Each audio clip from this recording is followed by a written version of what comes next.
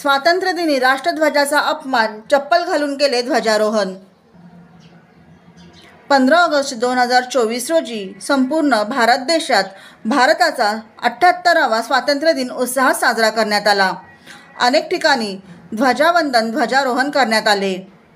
परंतु याच दिवशी सावंतवाडी येथे ध्वजारोहणाचा अपमान करण्यात आला आहे। घटना अशी, मिलाग्रीस हायस्कूल सावंतवाडी येथे सावंतवाडी पॅलेसचे युवराज लखन भोसले यांनी सकाळी ध्वजारोहण करण्याच्या वेळेस पायामध्ये चप्पल घालूनच ध्वजारोहण केले आहे।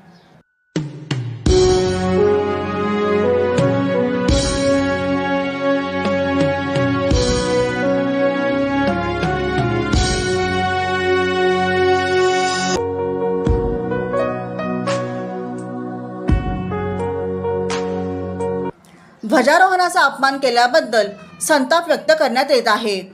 नागरिकांमध्ये एक प्रकारचे असंतोषाचे वातावरण निर्माण झाले आहे। ब्युरो रिपोर्ट, जनादेश।